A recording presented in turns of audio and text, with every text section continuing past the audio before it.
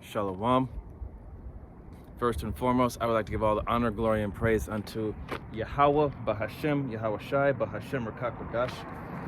Double honors and respect to the elders and to the apostles, great millstone. Peace and blessing to all Akim that are preaching and teaching this word with 100% truth and sincerity. And unto the men, women, and children that are listening and learning. And unto the Bayat Dawadah, the elect house of David that is scattered abroad, I give you my utmost and sincere salutations. Okay? Gonna be Sunday camp. Alright, Lord willing, let it be edifying unto the body and to those that are new coming in, listening and learning with all sincerity. So we're gonna talk about the heathen nations. Okay? So we're gonna get started with the book of Genesis, the 19th chapter.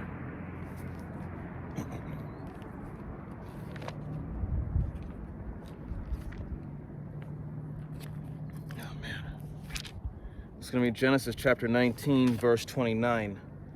And it says, and it came to pass, 19 and 29. And it came to pass, when the Most High destroyed the cities of the plain, that the Most High remembered Abraham, and sent Lot out of the midst of the overthrow, when he overthrew the cities in the which Lot dwelt.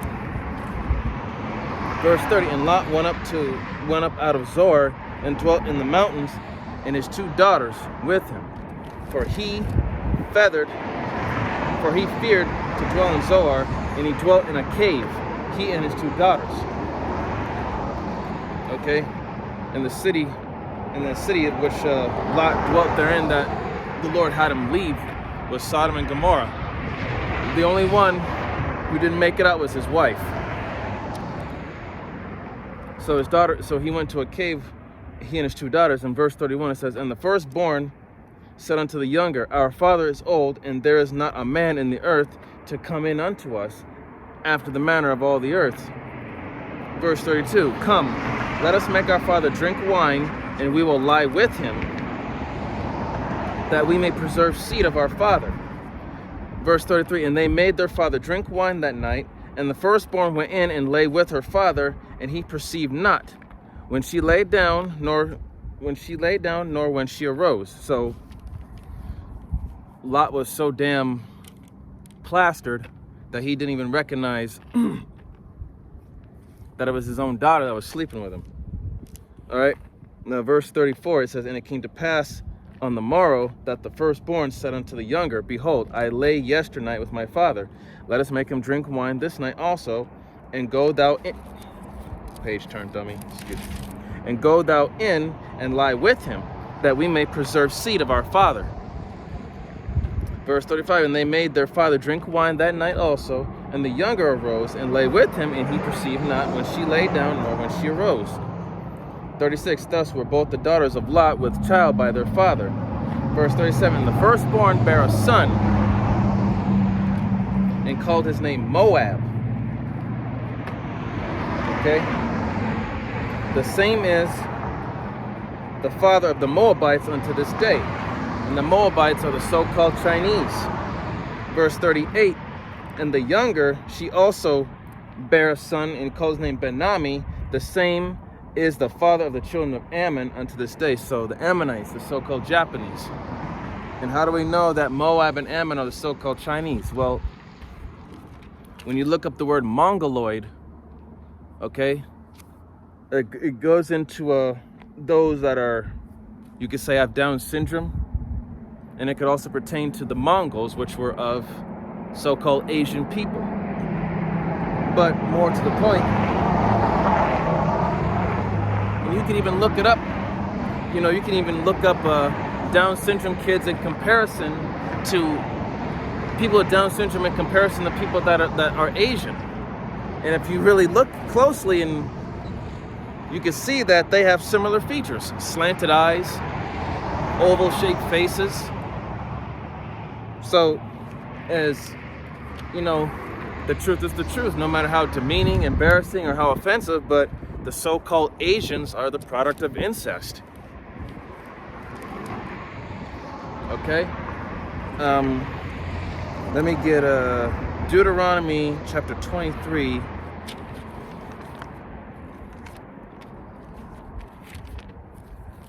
Deuteronomy 23. Deuteronomy 23 and 1. And it says, he that is wounded in the stones, or hath his privy member cut off, shall not enter into the congregation of the Lord. Verse 2, a bastard shall not enter into the congregation of the Lord. Even to his 10th generation shall he not enter into the congregation of the Lord. Verse 3, an Ammonite or Moabite shall not enter into the congregation of the Lord. Even to their 10th generation shall they not enter into the congregation of the Lord forever. Verse 4, because they met you not with bread and with water in the way when ye came forth out of the land of Egypt, and because they hired against thee Balaam, the son of Beor, of Pethor, of Mesopotamia, to curse thee. All right? Even though we were born of a Lot seed, and they were born of a righteous seed, but they themselves are not righteous. Okay? They are not of the chosen line. And because they met, I'm going to read verse 4 again. Because they met you not with bread and with water in the way when ye came forth out of Egypt, and because they hired against thee Balaam, the son of Beor, of Pethor, of Mesopotamia, to curse thee. So, they didn't give a damn for our afflictions. They were against us either way.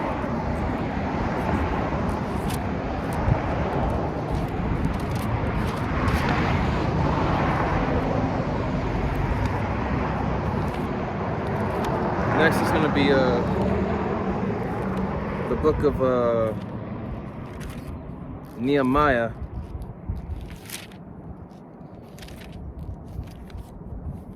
Nehemiah chapter 13. Nehemiah chapter 13, starting at verse 1.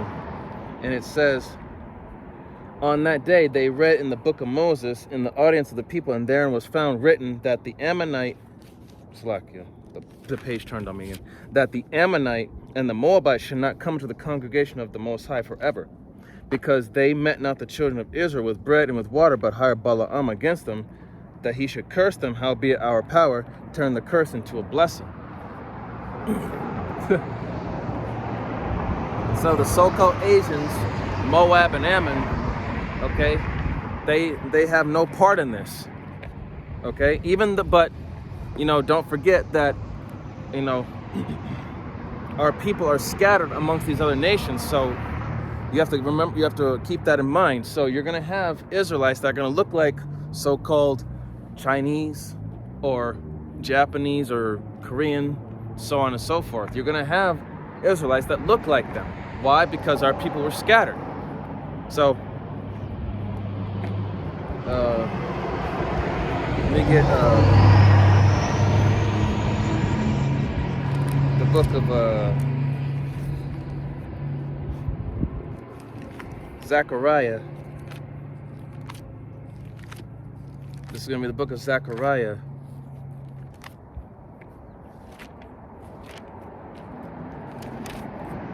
Zechariah chapter 1,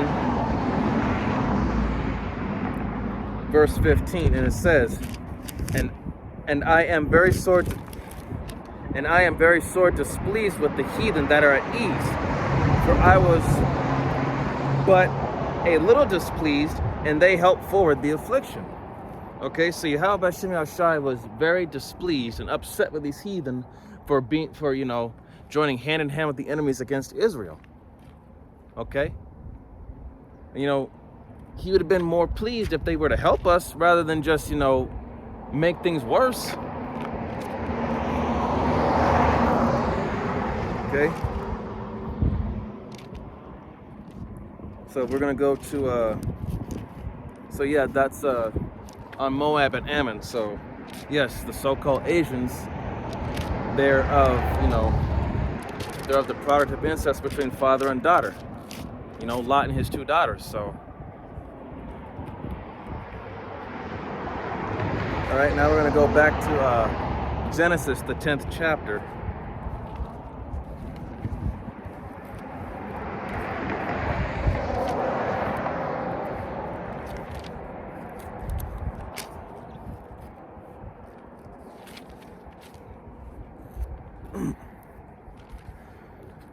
This is going to be the book of Genesis chapter 10, starting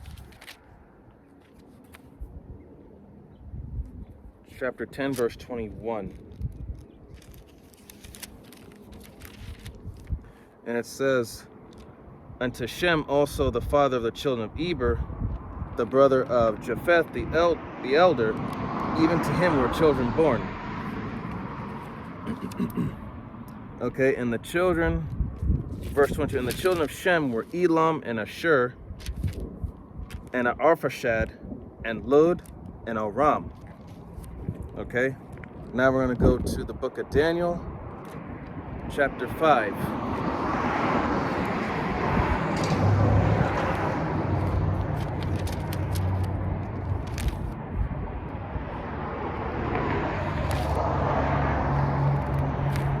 Daniel chapter 5, verse 1. And it says, Belshazzar, the king made a great feast to 1,000 of his lords, and drank wine before the 1,000. Verse 2. Belshazzar, whilst he tasted the wine, commanded to bring the gold and silver vessels, which his father Nebuchadnezzar had taken out of the temple, which was in Jerusalem, that the king and his princes, his wives and concubines might drink therein. Okay, so they stole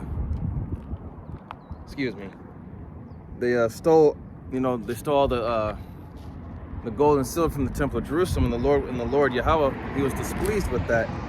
So going down, we're going to go down to verse 13, which we're going to read a little more here. Where'd it go? Okay, there we go. Verse 13, and it says, Then was Daniel brought in before the king, and the king spake and said unto Daniel, Art thou that Daniel which art of the children of the captivity of Judah, whom the king my father brought out of Jewry? 14, I have even heard of thee, that the spirit of the gods is in thee, and that light and understanding and excellent wisdom is found in thee. Verse 15, and now the wise men, the astrologers, have been brought in before me, that they should read this writing and make known unto me the interpretation thereof. But they could not show the interpretation of the thing. Verse 16, and I heard of thee that thou canst make interpretations and dissolve doubts. Now if thou canst read the writing and make known to me the interpretation thereof, thou shalt be clothed with scarlet and have a chain of gold about thy neck, and shalt be the third ruler in the kingdom. 17, then Daniel answered and said before the king, Let thy gifts be to thyself, and give thy rewards to another, yet I will read the writing unto the king and make known to him the interpretation. Verse 18, O thou king, the most high power gave Nebuchadnezzar thy father a kingdom and majesty and glory and honor. And for the majesty that he gave him, all people, nations, and languages trembled and feared before him. Whom he would, he slew, and whom he would, he kept alive, and whom he would, he set up, and whom he would, he put down. Okay, so Belshazzar,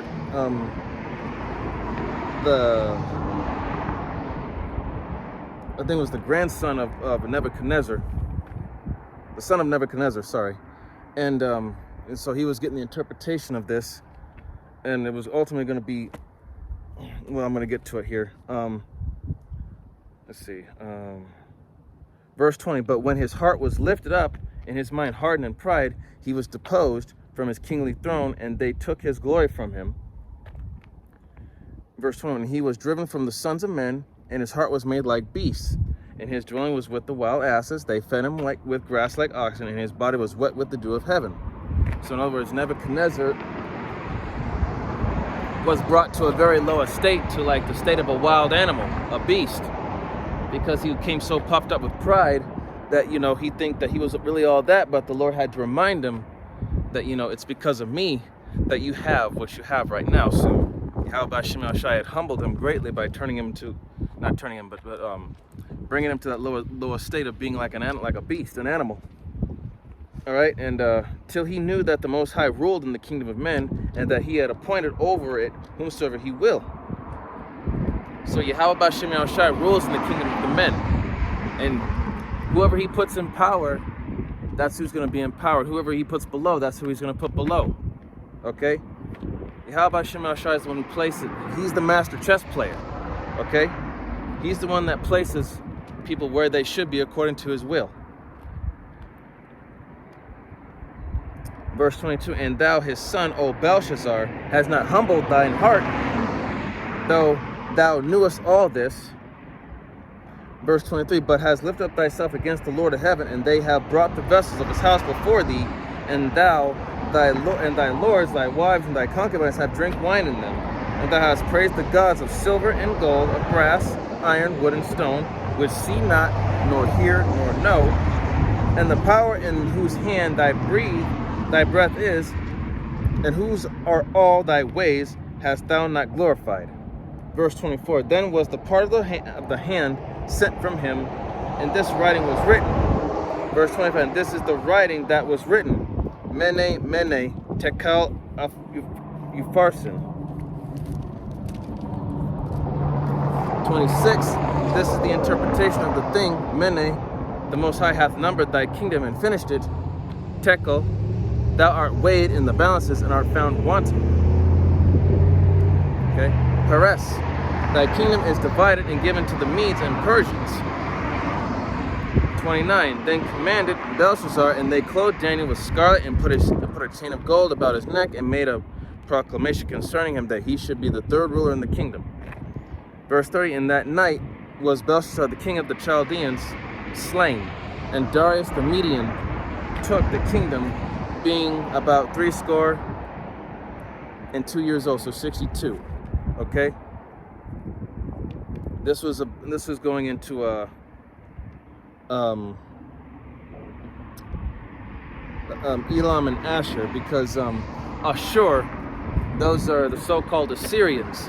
Okay, and Assyria and Babylon are within the Mesopotamia area, with I think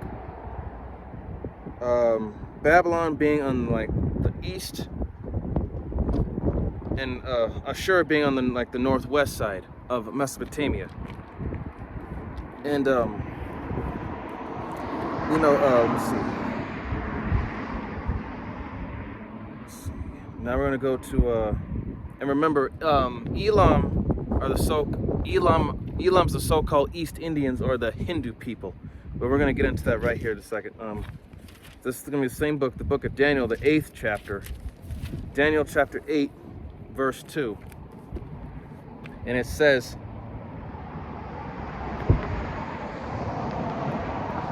and I saw a vision, and I saw in a vision, and it came to pass when I saw that I was at Shushan in the palace, which was in the province of Elam, the so-called Hindus, or East Indian.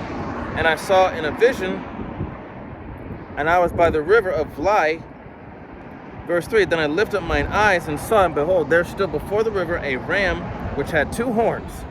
And the 2 horns were high, but one was higher than the other, and the higher came up last. Okay, that's talking about the Medo-Persian Empire, okay? The Medes came first, starting with Darius. And, the Medes were in power for that time, and then the Persians took over, and they became greater. So let me get back to it.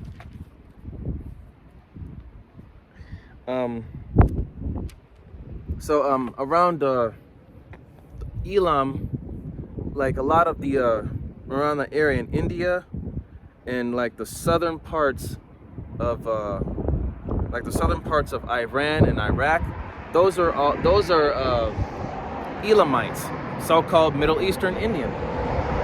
And the word Elam means young.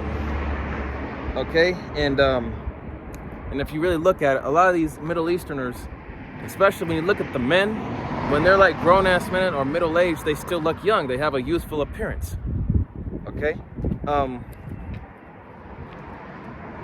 and as for Assyria and Babylon, because a lot of these people, they were like they were of the same people, but they were separate, like sub tribes. Okay. Now a lot of these tribes, they separate themselves, but they fight amongst each other, act like as if they're different groups of people. They're all really the same people.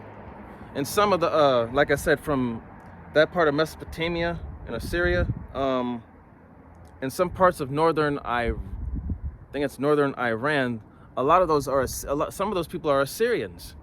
Okay, but in this modern day society, we get a lot of Iraqis, Afghans, Iranians, Afghans, Iraqis, Iranians, and Pakistans. A lot of those people get mixed up. A lot of them say that they're Ishmaelites, but they're not. But you know, a lot of them go back to being, you know, Elam, Middle Eastern Indian. I mean, don't get me wrong. I mean, Ishmael is amongst them, but that's neither here or there. But just for the majority, like, you know, a lot of those people go back to Elam. All right. Sorry, I was rambling a little bit. Let me get 2nd Esdras, chapter 13. 2nd Esdras, chapter 13, verse 40. And it says, "Those are the 10 tribes which were carried away prisoners out of their own land in the time of Hosea the king, whom Salmanasar, the king of Assyria, led away captive, and he carried them over the water, so they came into another land." Okay, talking about the northern kingdom, because Assyria took them into captivity. So, give me a second here, and captivity for 3. I'm gonna get to that part of the Assyrian captivity. Next is gonna be the book of Isaiah. It's gonna be chapter 10.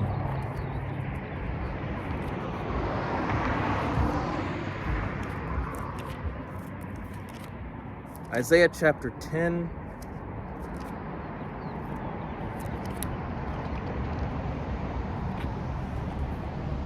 Chapter 10, verse 5.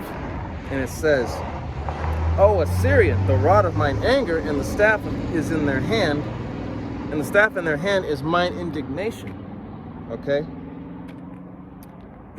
"I will send him against a hypocritical nation, against the people of my wrath, and I will give him a charge to take the spoil." Slakia, the page keeps flipping. That he will take the spoil, and to take the prey and tread them down like the mire in the streets. Okay? So Assyrian is the rod of mine anger, and the staff is in their hand, and the power in their hand is mine indignation. Okay? So this is, you know, that was the Lord using Assyria to take over the northern kingdom, because the northern kingdom was rebellious. And the northern kingdom is the so-called Hispanics, Native Americans, and Seminole Indians. Okay, that's the northern kingdom of Israel.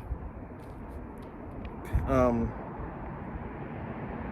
right, that was on Elam and Asher. So now we're going to go to Japheth. We're going to go back to Genesis.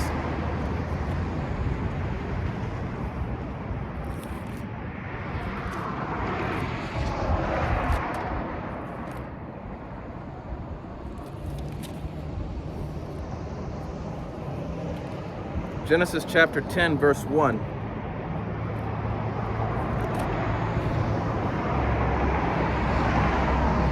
All right, in Genesis chapter 10, verse 1, and it says,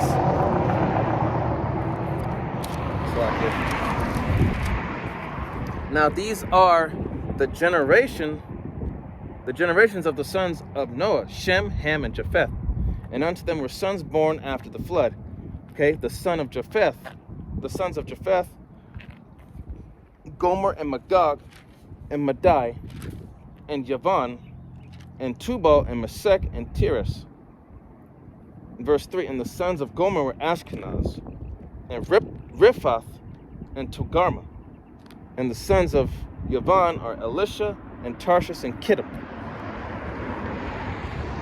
By these were the isles of the Gentiles divided in their lands, every one after his tongue, after their families and their nations. Okay, so if you want to go into a bit more of the history and the maps, Ham's people, the descendants of Ham settled in what is called so-called Africa, while Shem, who was our forefather, settled in the Middle East, like in what will be known as Saudi Arabia, or mainly in this area, or northwestern part of Africa, in that region. And Japheth's descendants settled in mainly all of Europe. Okay, the original Europeans were people of color. They weren't so-called white. All right, and to prove that, just give me a minute. Look at my other book here.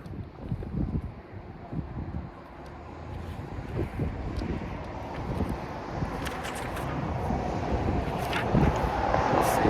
This is going to be, all right, so the Gentile nations. Okay, so starting with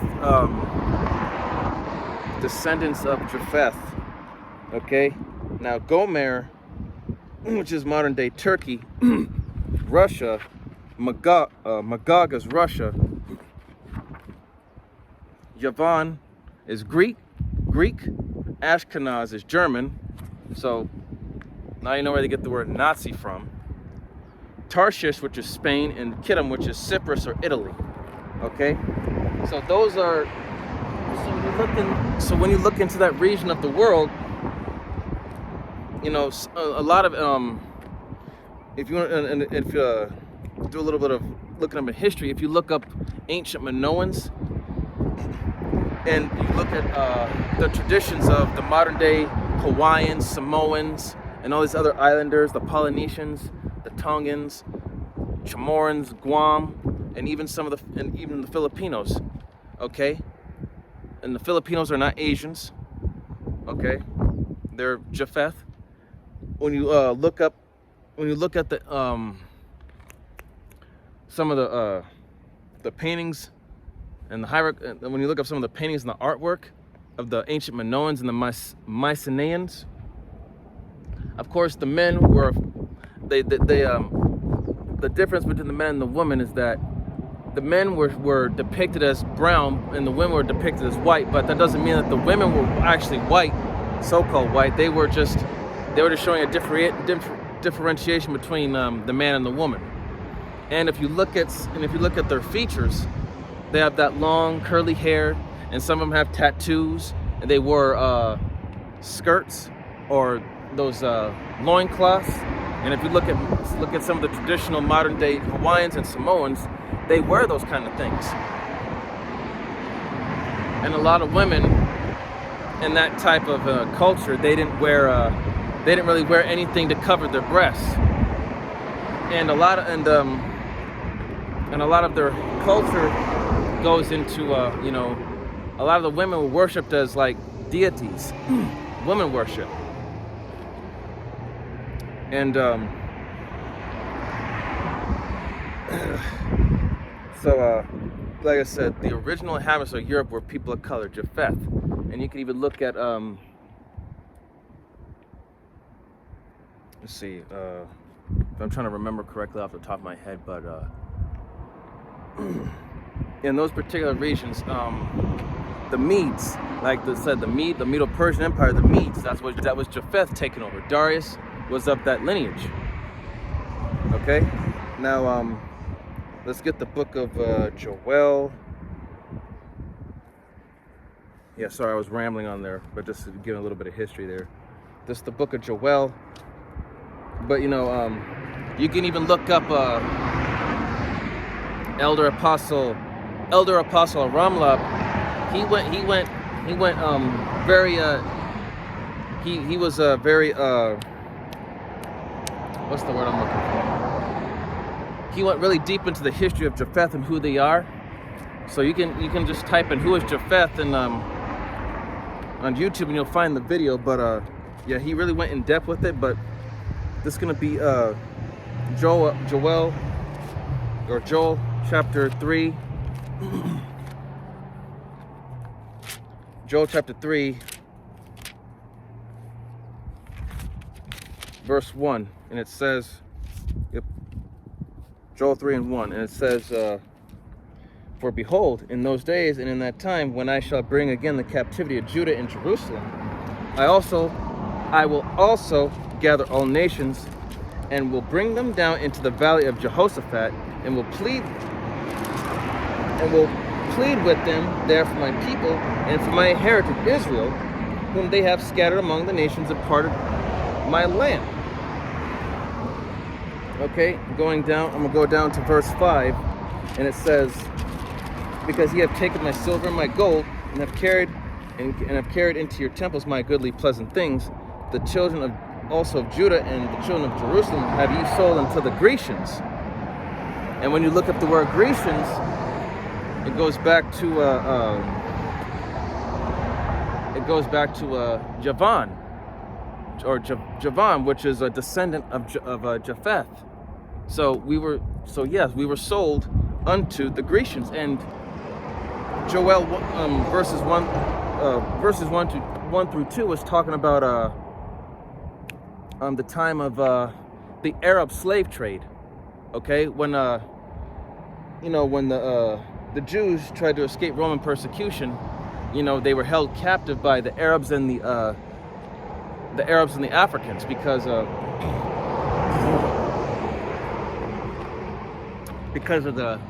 the economic trade between those two nations. And also Japheth was also doing they also had Japhites in Egypt as well because of the trade. Okay, there was a lot of economic trade going on between nations. All right, going back. So the Grecians, yeah, that goes back to Javan, who is the forefather of the so-called Greeks.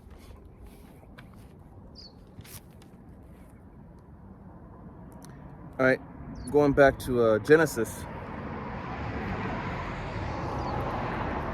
chapter 27.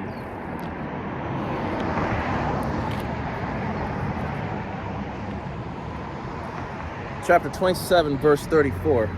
And it says, and when Esau heard the words of his father, he cried with a great and exceeding bitter cry, and he said unto his father, bless me, even me also, O my father.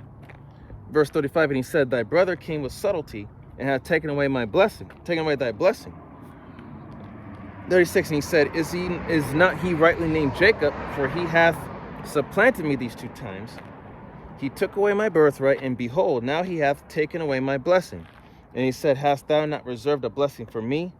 And Isaac answered and said unto Esau, behold, I have made him thy lord, and all his brethren have I given to him for servants. And with corn and wine have I sustained him, and what shall I do now unto thee, my son? In verse 38, and Esau said unto his father, hast thou but one blessing, my father? Bless me, even me also, O my father. And Esau lifted up his voice and wept. In verse 39, it said, and Isaac his father answered and said unto him, behold, thy dwelling shall be the fatness of the earth, and of the dew of heaven from above. In verse 40, and by thy sword shalt thou live, and shalt serve thy brother. Okay? So at a point in time, yes, the Edomites were under us, but right now they're over us. And it shall come to pass, when thou shalt have the dominion, that thou shalt break his yoke from off thy neck. Okay? Now, we're gonna you can go into the book of when the first time when the Edomites took over in that particular land in Europe, the Greece. That's why these so-called white people, they say that civilization began with the Greeks, but there were even greater civilizations before that. Okay. And you could, let me get 2 Chronicles here before I go to Maccabees. This is going to be 2 Chronicles chapter 21, verse 8.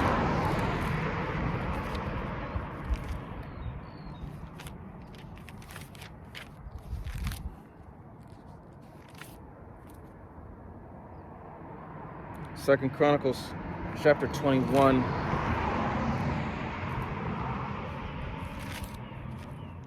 Chapter 21, verse 8, and it says here, in his days the Edomites revolted from under the dominion of Judah and made themselves a king. Okay? So, there was a time when, being under the rule of the Israelites, the Edomites did revolt. And now we're going to get the book of Daniel, chapter 5, verse 28.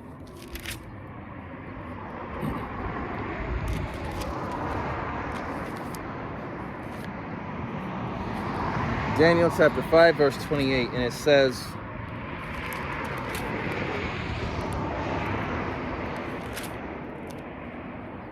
Perez, the kingdom is divided and given to the Medes and Persians. Okay? So the Medes, once again, the Medes, the Medes, that's talking about Japheth. And like I said, the Japheth came first, then came the Persians right after. Okay? Now I'm going to get Maccabees. Wait, hold on. Shalakia. I'm going to go to Daniel, the same book, the book of Daniel, the 9th chapter, verse 1. Okay, and it says here,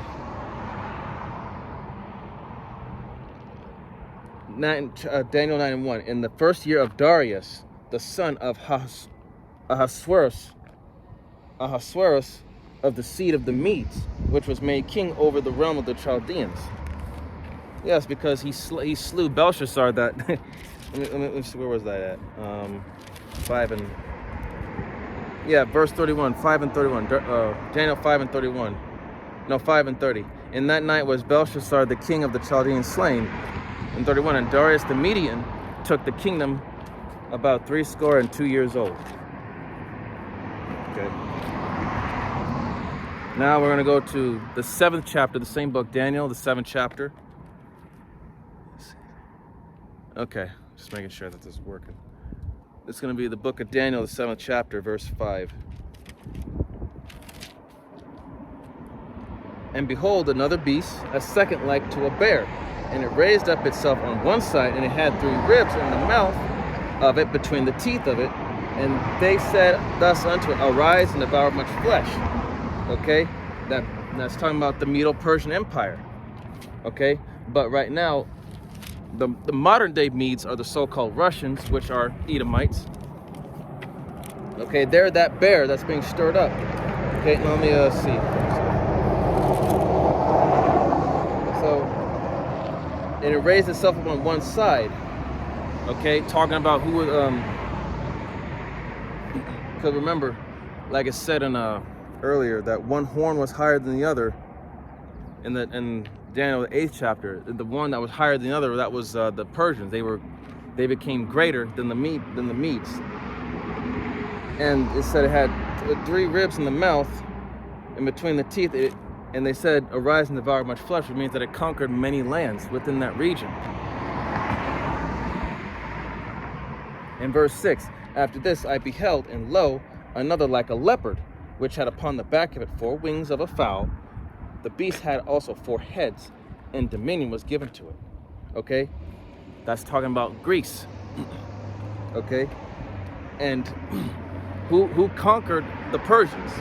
Alexander, the son of Philip, right? Alexander was a Macedonian, but he conquered the Persians. And, let's see. And on the back of it, 4 wings, talking about the 4 generals.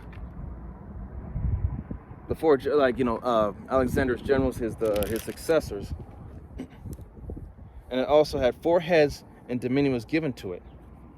Now, I have to go back to look what the 4 heads were, but the 4 wings are the generals.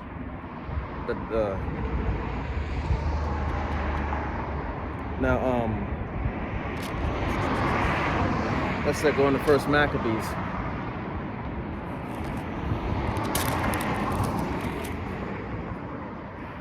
First Maccabees chapter 1, verse 1.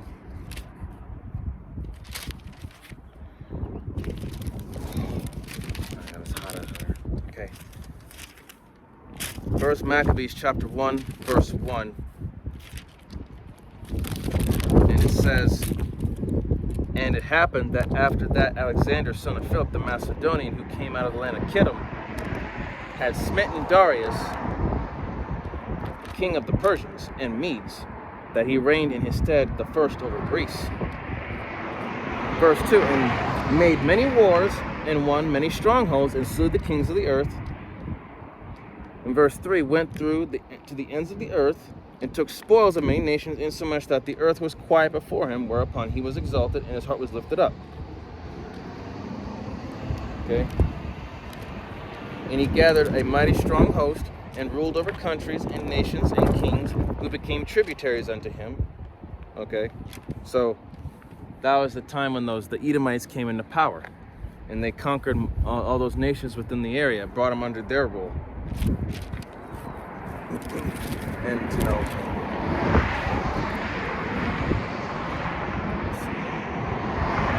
all right, this is going to be the book of 2 Corinthians.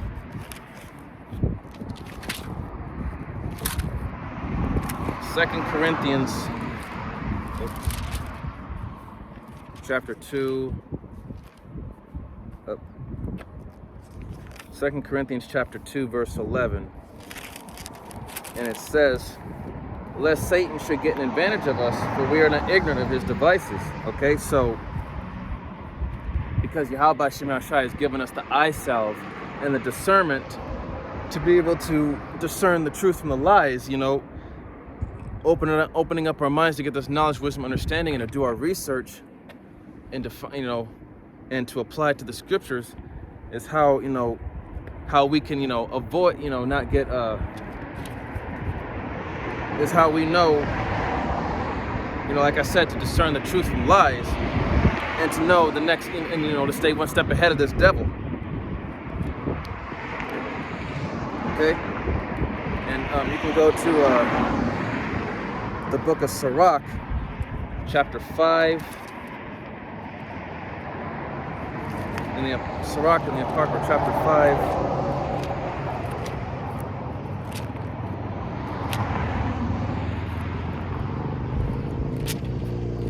Verse 15, and it says,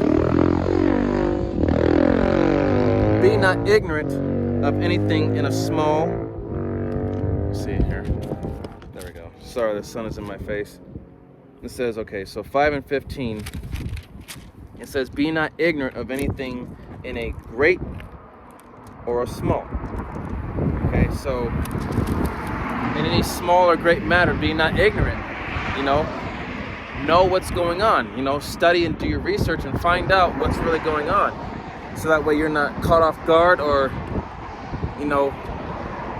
so if when you know the answer and someone asks you a question, you can give them the right answer, especially if it's someone that is willing to learn the truth. Okay, let's see here. Now we're going to go to Genesis again. It's going to be chapter 10.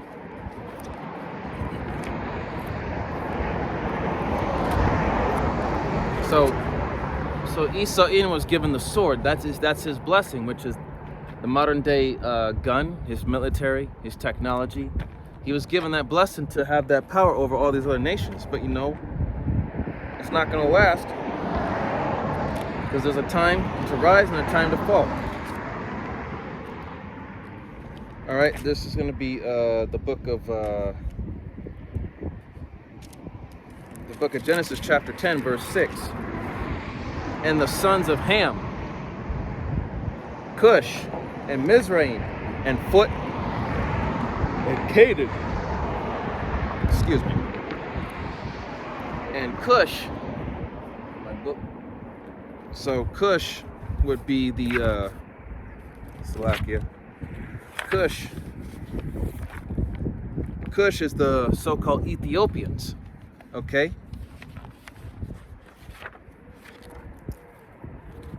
All right. Now,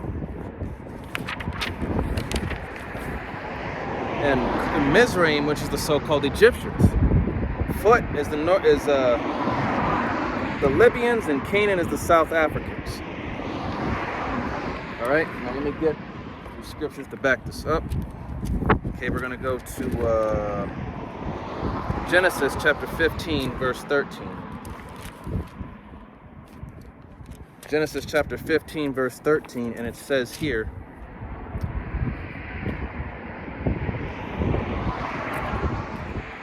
and he said unto Abram, know of a surety that thy seed shall be a stranger in a land that is not theirs, and shall serve them, and they shall afflict them 400 years. And verse 14, it says, also that nation whom they shall serve will I judge, and afterward shall they come out with great substance. Okay? Talking about Egypt. Let's see here. Okay, so let me see. Get the book of Exodus. Exodus chapter 1, verse 13. And it says, and the Egyptians made the children of Israel serve with rigor. Let me see. Verse 14, and they made their lives bitter with hard bondage, in mortar and in brick, and all manner of service in the field. All the services wherein they made them serve was with rigor. Okay. Now, let's see.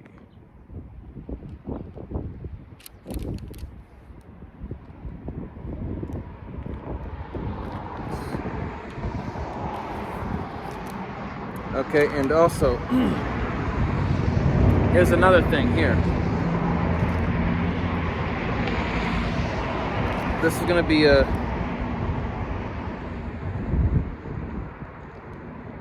Okay, let's see. I'm going to keep reading down. Okay, and it says, verse 15, and the king of Egypt spake to the Hebrew midwives, of which the name of one was Shiphrah, and the name of the other Puah.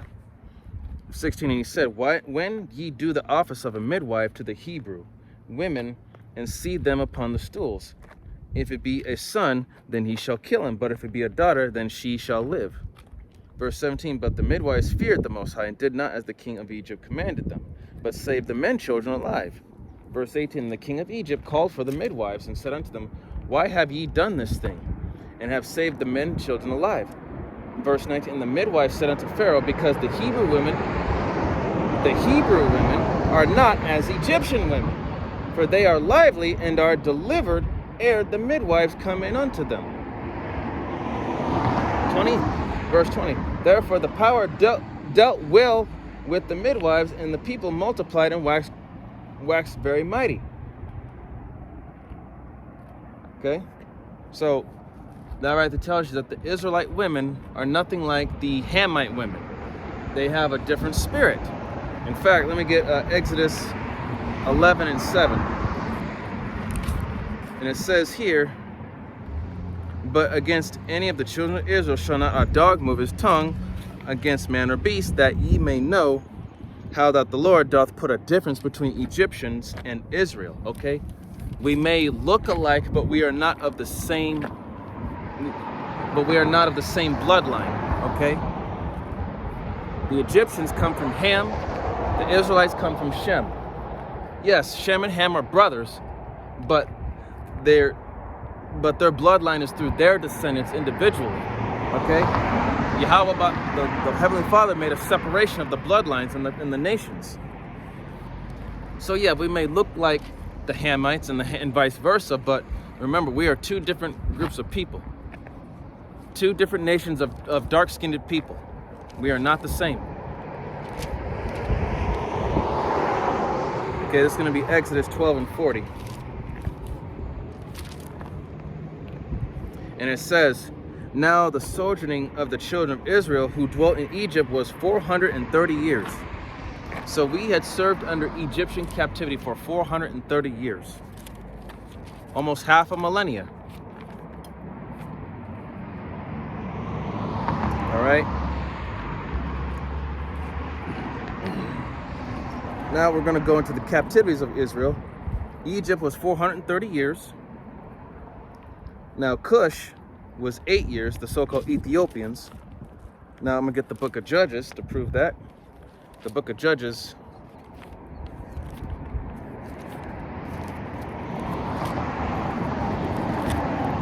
The book of Judges, chapter 3.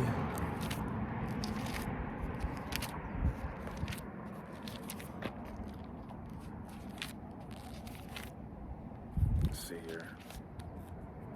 Salakia, give me a moment.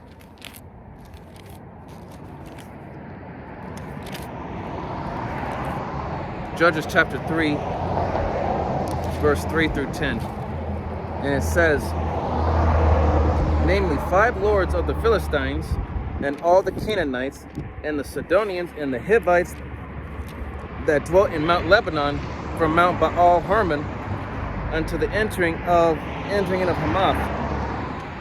Verse 4, and they were to prove Israel by them, to know whether they would hearken unto the commandments of their Lord, which he commanded their fathers by the hand of Moses. So basically, they wanted to see if being in captivity, would they still serve their power, or would they serve them? Verse 5, and the children of Israel dwelt among the Canaanites, Hittites, and Amorites, and the Perizzites, and the Hivites, and the Jebusites, which were all different sub-tribes of Africa, of the Hamites. And verse 6, and they took their daughters to be their wives, and gave their daughters to their sons, and served their gods. Verse 7, and the children of Israel did evil in the sight of the Lord, and forgat the Lord their power, and served Baalim in the groves. Therefore the anger of the Lord was hot against Israel, and he sold them into the hand of Chushan Rishathaim, which was he was a king. He was an Ethiopian king, and they served him for 8 years. In verse 9, and when the children of Israel cried unto the Lord raised up a deliverer of the children of Israel, who delivered them, even Othniel the son of Kenaz, Caleb's younger brother. In verse 10, and the Spirit of the Lord came upon him, and he judged Israel, and went out to war, and the Lord delivered Chushan Rishathaim, king of Mesopotamia, into his hand, and his hand prevailed against Chushan Rishathaim. Okay. Now, going to Moab, we were in captivity to the so-called Chinese for 18 years. I'm going to get the book of Judges, the 3rd chapter, starting at verse 12.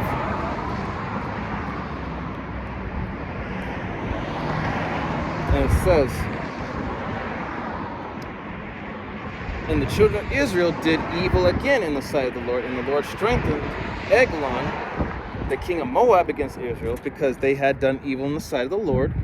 Verse 13, and he gathered unto him the children of Ammon and Amalek, and the Amalek are the so-called elite of the Edomites, who are in the land right now. So he gathered unto him the children of Ammon, which are the so-called Japanese, and Amalek, and went and smote Israel, and possessed the city of palm trees. So the children of Israel served Eglon, the king of Moab, 18 years. But verse 15, but when the children of Israel cried unto the Lord raised them up a deliverer, Ehud, the son of Gera, a Benjamite, a man left-handed, and by him the children of Israel sent a present to Eglon, the king of Moab. But Ehud made him a dagger, which had 2 edges of a cubite length, and he did gird it under his raiment. So like I skipped the page again. Into his raiment, and into his raiment upon his right thigh. And he brought the present unto Eglon, king of Moab, and Eglon was a very fat man. And when he had made an end to offer the present, he sent away the people that bare the present. Verse 19, but he himself turned again from the quarries that were by Gilgal, and said, I have a secret errand unto thee, O king, who said, keep silence, and all that stood by him went out from him. Let's see. So I'm going to drop down to verse 20 just to get to the point. And Ehud put forth his left hand and took the dagger from his right thigh and thrust it into his belly. And the haft also went in after the blade, and the fat closed up upon the blade, so that he could not draw the dagger out of his belly, and the dirt came out. Okay? Next we have Canaan, which are the South Africans. Go to the book. So we were under them for 20 years. So we're going to go to the book of Judges, the 4th chapter, starting at verse 2. And it says, I'm going to start verse 1. And the children of Israel again did evil in the sight of the Lord when Ehud was dead.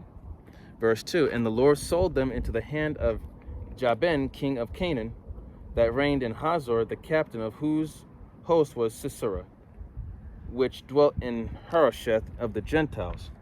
Verse 3, and the children of Israel cried unto the Lord, for he had 900 chariots of iron, and 20 years he mightily oppressed the children of Israel.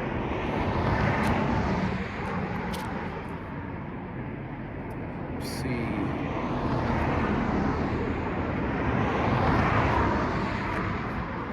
Okay, and next we have the Midianites, which was, the Midianites are, they're a sub-tribe of Ishmael, which is the so-called Arabs, and we served them for 7 years, and that's going to be the book of Judges, the 6th chapter, starting at verse 1. And it says, and the children of Israel did evil in the sight of the Lord, and the Lord delivered them into the hand of the Midianites 7 years.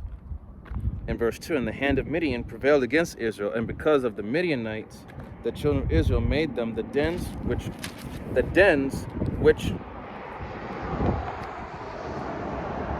are in the mountains and caves and strongholds.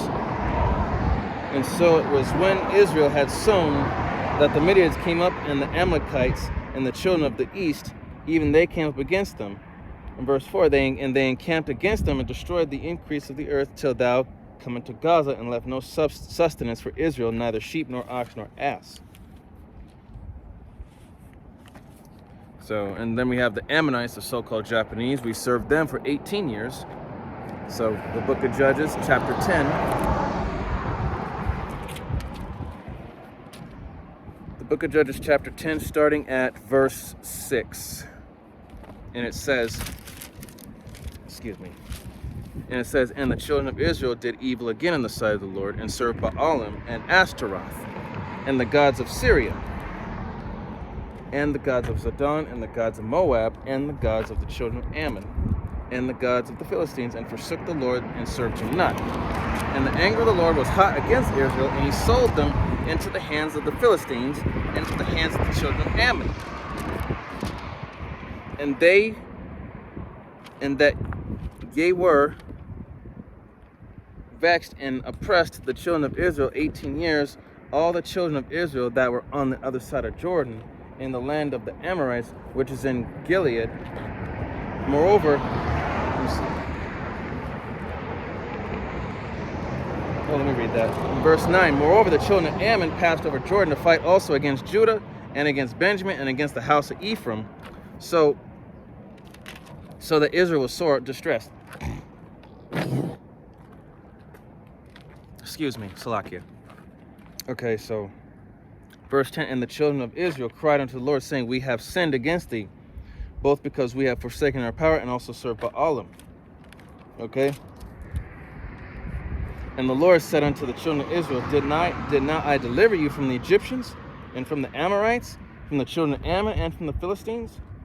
Verse 12, the Zidonians also, and the Amalekites, and the Maonites did oppress you, and ye cried to me, and I delivered you out of their hand. Verse 13, yet ye have forsaken me and served other gods, wherefore I will deliver you no more. So, verse 14, it says, go and cry unto the gods which ye have chosen, let them deliver you in the time of your tribulation. So, the Lord got tired, Yahweh Hashem Yahushai got tired, of Israel constantly,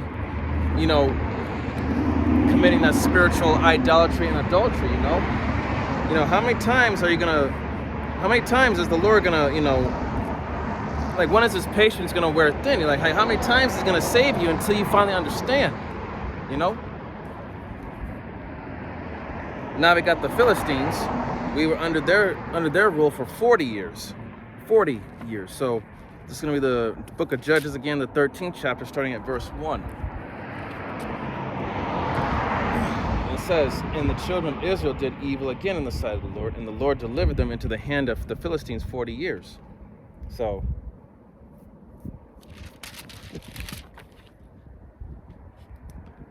okay, let's see. And next we have Assyrians.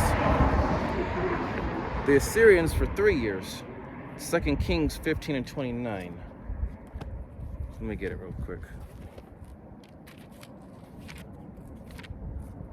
2 Kings 15 and 29.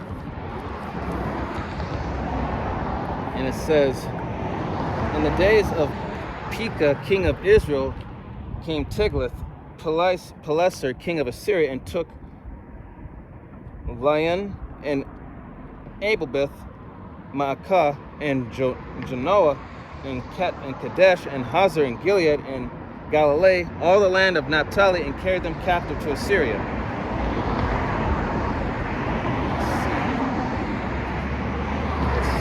Let's see. Hold on a sec.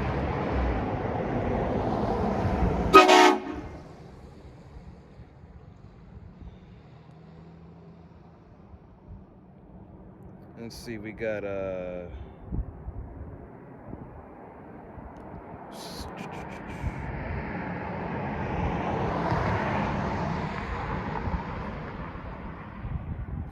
okay,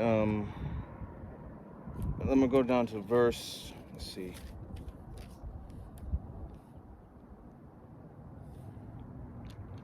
That was it for that one. Let me see. 2 Kings 15:29. Okay, let's go to the 17th chapter.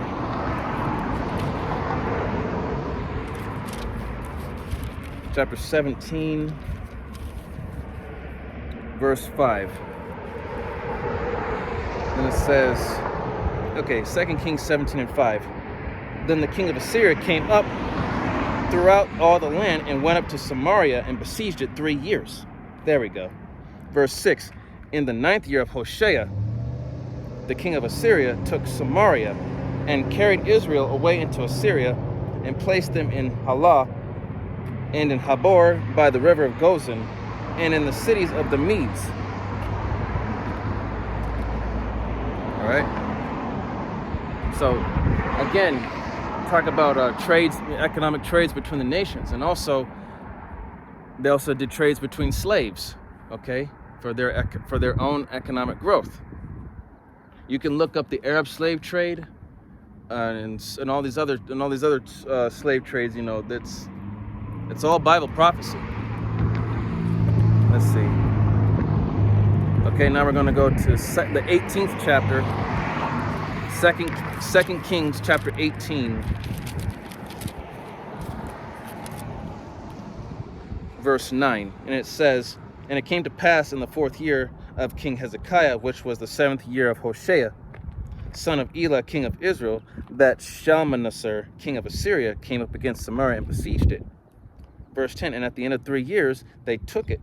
Even in the 6th year of Hezekiah, that is the 9th year of Hoshea, king of Israel, Samaria was taken. In verse 11, the king of Assyria did carry away Israel unto Assyria, and put them in Halah and in Habor by the river of Gozan and in the cities of the Medes. Verse 12, because they obeyed not the voice of the Lord their power, but transgressed his covenant, and all that Moses the servant of the Lord commanded, it will not hear them, nor do them. All right. Okay, next was the Babylonians. We served them for 70 years. And you can find them in the book of Jeremiah, the 25th chapter. Jeremiah chapter 25. Skipped it.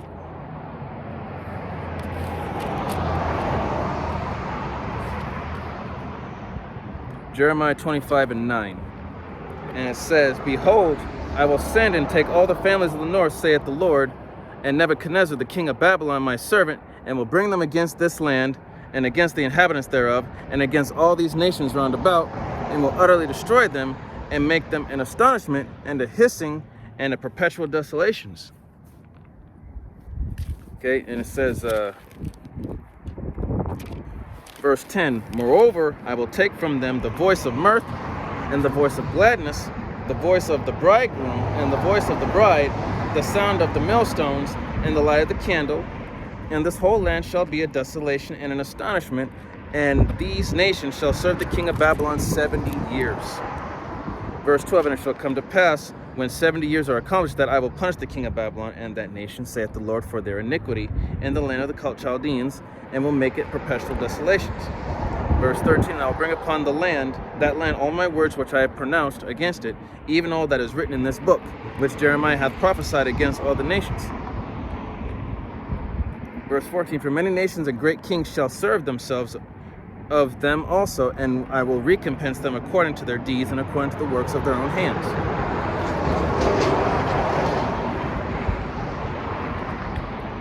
Okay, this is going to be Jeremiah the 39th. You can also look at you can also look up the 39th chapter of the Babylonian captivity, as well as Psalms, the 137th chapter. We'll get Jeremiah 39:1. In the 9th year of Zedekiah, king of Judah, in the 10th month, came Nebuchadnezzar, king of Babylon, and all his army against Jerusalem, and they besieged it. Okay? And in the 11th year of Zedekiah, in the 4th month, the 9th day of the month, the city was broken up. And all the princes of the king of Babylon came in, and they sat in the middle gate, even Nergal-Sharezer, Samgar-Nebo, Sarshakim, Rabsaris, Rabmag, Nergal-Sharezer, and Rabmag, with all the residue of the princes of the kingdom of the king of Babylon. Verse 4, and it came to pass that when Zedekiah the king of Judah saw them, and all the men of war, when they fled and went forth out of the city by night, and by the way of the king's garden, by the gate betwixt the two walls, and he went out the way of the plain. Okay, so again, this was because of our disobedience. Babylon had overtaken us. Because as the scriptures say, roughly paraphrasing, I have seen this people, and it is a stiff-necked people, and that's what the Lord was saying to Moses. And we are. Israel, we are stubborn. That's what stiff-necked means. It means to be stubborn. Bullheaded.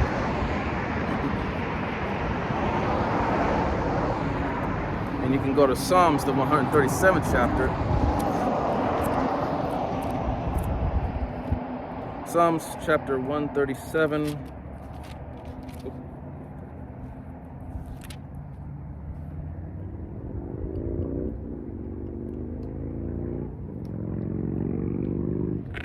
Psalms 137. Let's see.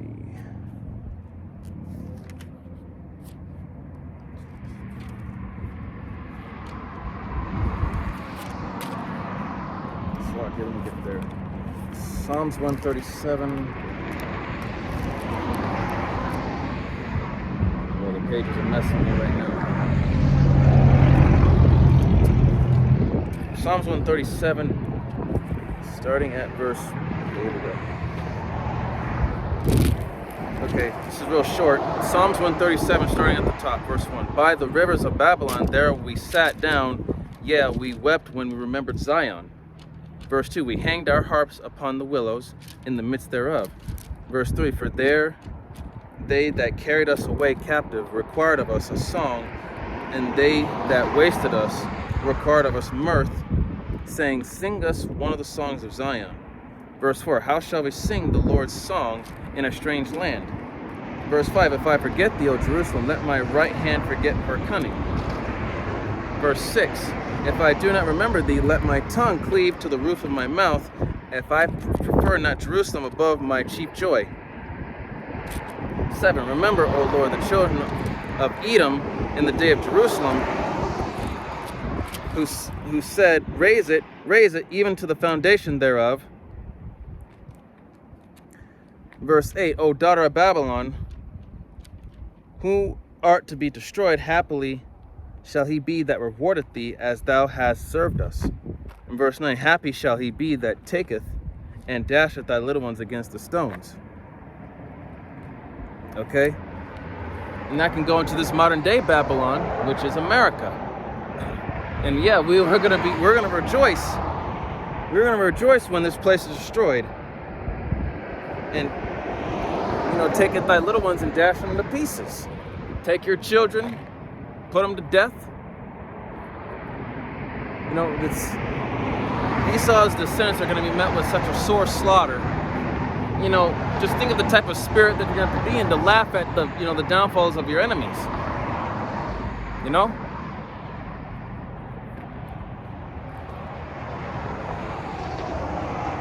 All right, so let's see. This is going to be we served the Greeks for 267 years, and the Romans, which was 259 years. Wait, I forgot. The Persians, the Medes, we served for 203 years. The Greeks, 267. Romans, 259 years.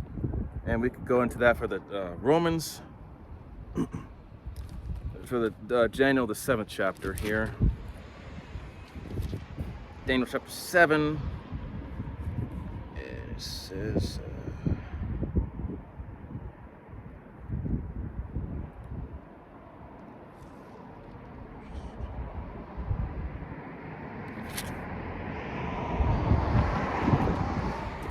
read all of Daniel, the 7th chapter for that. And you can also go to the book of Matthew. Slakia.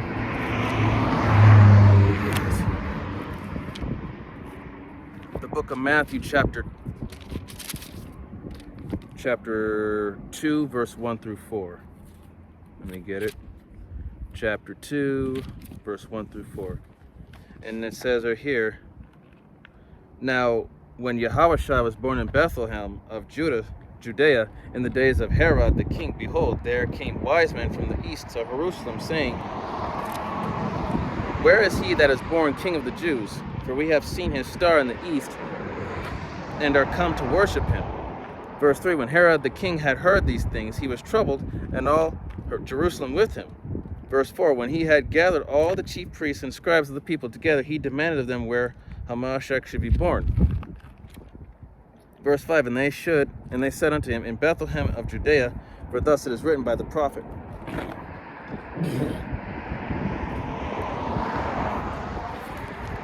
Salakia. In verse, let's see.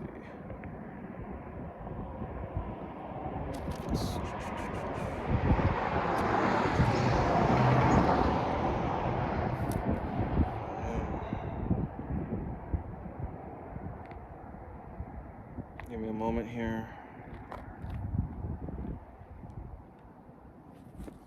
Let's see. Luke 3 and 1.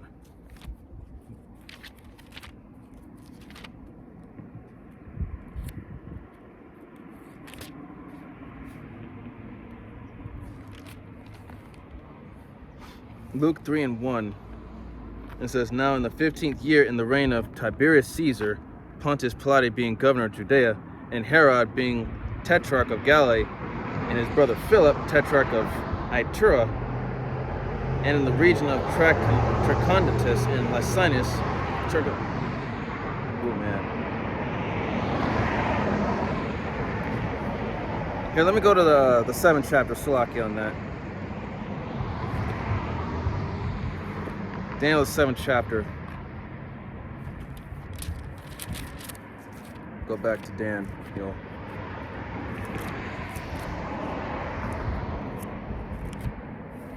This is Daniel chapter 7. And like I said, okay, this is going to be talking about, okay, it says here, Daniel 7 and 1. In the first year of Belshazzar, king of Babylon, Daniel had a dream and visions of his head upon his bed, And then he wrote the dream and told the sum of the matters. Daniel spake and said, I saw in my vision by night, and behold, the four winds of the heaven strove upon the great sea, and four great beasts came upon the sea, diverse from another. The first was like a lion, and it had eagle's wings. Okay? Talking about the Assyrians, the Assyrian Empire. I beheld till the wings thereof were plucked, and it was lifted from the earth and made to stand upon its feet as a man, and a man's heart was given to it. Okay? After that, that's when it became the Babylonian Empire with Nebuchadnezzar. Verse 5. And behold, another beast, a second like to a bear, talking about the Medo-Persians, and it raised up itself on one side and had 3 ribs in its mouth and between the teeth of it. And they said thus unto it, Arise and devour much flesh. Verse 6, After this I beheld, and lo, another like a leopard, which had upon the back of it 4 wings, and 4 wings of a fowl, and the beast had 4 heads, and dominion was given to it. After this I saw in the night visions, behold, a 4th beast, dreadful and terrible, and strong exceedingly, and great iron teeth, and it devoured and brake in pieces, and stamped the residue with the feet of it, and it was diverse from all the beasts that were before it, and it had 10 horns. Okay? That 4th beast was talking about Rome, and that is modern day America, along with NATO and the EU. That's the beast system.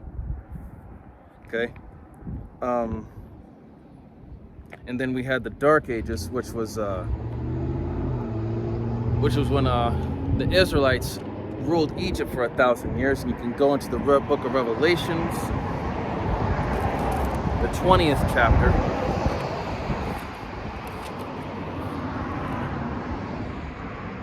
Revelation chapter 20, verse 1.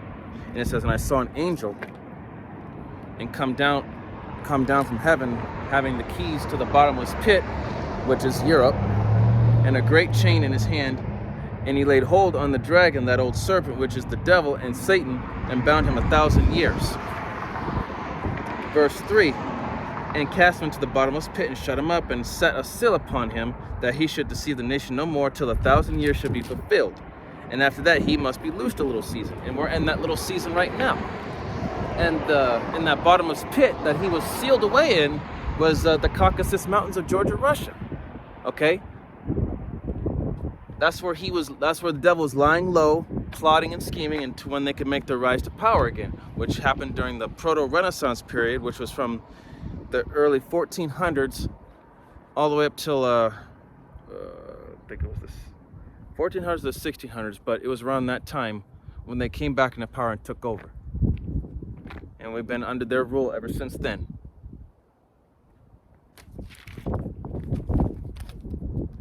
And then we had the captivity of the Africans and the Arabs, like I said back in the book of Joel, when the African and Arab slave trade.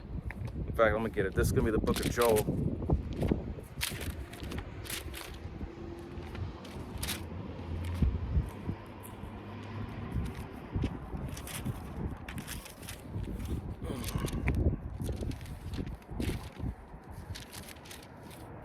Okay, this will be the book of Joel, chapter 3.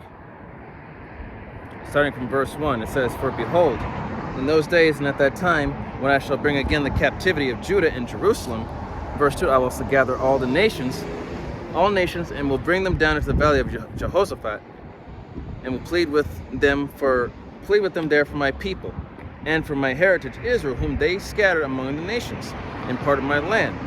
Verse 3, And they have cast lots for my people, and have given a boy for a harlot, and sold a girl for wine, that they might drink. So, even our people, our kids, our young boys, young girls, they were sold for pleasure, man. For whatever. For not just pleasure, but also for they were made to serve in the fields too. And it says here, verse 4, And what have ye to do with me, O Tyre and Zidon, and all the coast of Palestine? Will ye render me a recompense? And if ye recompense me swiftly and speedily, will I return your recompense upon your own head. Verse 5, because ye have taken my silver and gold, and have carried it into your temples, my goodly, pleasant things. Verse 6, the children also of Judah and the children of Jerusalem have ye sold unto the Grecians, that ye might remove them far from that border. Verse 7, behold, I will raise them out of the place whither ye have sold them, and return your recompense upon your own head. Verse 8, and I will sell your sons and your daughters into the hand of the children of Judah, and they shall sell them to the Sabians, to a people far off, for the Lord has spoken.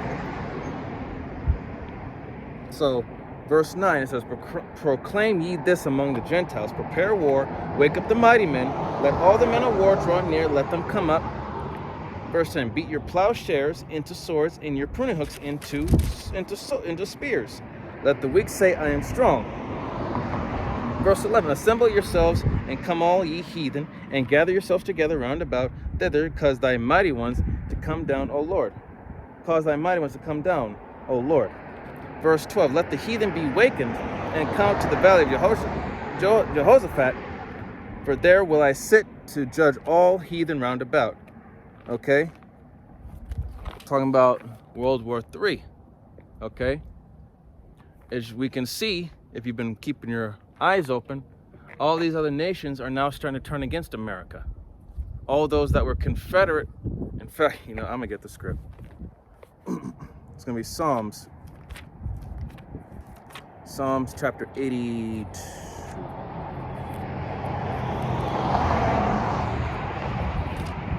Psalms 80. Yep. Psalms 83. I'm going to tell you this. Israel, you so-called Negroes, Latinos, Native Americans, and Seminole Indians, and the speckled bird whose father's line goes back, and you know that you're an Israelite through the Spirit. These other nations are they're not your allies, they are not your friends, they hate you, especially Esau, Edom. Okay? I don't know why you keep wanting to learn the ways of these heathens when you should know by now that they are not for you. They never were. And I don't know why you want to be equal to them when they just want you beneath them. Okay, so Psalms 83 and 2. For lo, thy enemies make a tumult, and they that hate thee have lifted the head.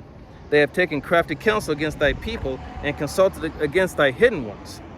Okay, verse 4. They have said, come and let us cut them off from being a nation, that the name of Israel may be no more in remembrance. Verse 5, for they have consulted together with one consent, and they are confederate against thee. The tabernacles of Edom, the Ishmaelites, Moab and the Hagarims, Gabal and Ammon, and Amalek, the Philistines with the inhabitants of Tyre. Ashur is also joined with them, and they have hope in the children of Lot Salah. So, all these nations are confederate against you, Israel. Even though these other nations are starting to turn against America, they still would prefer you beneath them, even though they're trying to take out Esau, Edom. Okay? The enemy of my enemy is my friend. So, these heathen nations are becoming the enemy of Esau, Edom, and they're joining together to take them down. So, you should know at the same time that these other heathen nations, like I said, they don't care about us. They do not want you to be over them, or even to be equal with them. Okay? And that's, and it's sad because going to Hosea 4 and 6, my people are destroyed for a lack of knowledge, and our people are destroyed for a lack of knowledge. So, our people still refuse to accept the fact that this truth, no matter how offensive or demeaning or whatever the case may be, they refuse to accept it. They don't want to accept correction. They don't want to humble themselves and be willing to be retaught all over again. And that's why 2/3 of our people have to go. And that's all I had for this camp. I hope that this camp was edifying unto the body, and to those that are new coming in, listening and learning with all sincerity. I would like to give all the honor, glory, and praise unto Yahweh, Bahashem, Yahawashai, Bahashem, Rakakwadash. Double honors and respect to the elders and to the apostles of Great Millstone. Peace and blessing to all Akim that are preaching and teaching this word with 100% truth and sincerity, and unto the men, women, and children that are listening and learning, and unto the Bayat Adabadad, the elect house of David that is scattered abroad. I give you my utmost and sincere salutations, okay? See you on the next lesson, Lord willing. Kwam Yasharala, Wa Abababal, Shalawam Barakatam.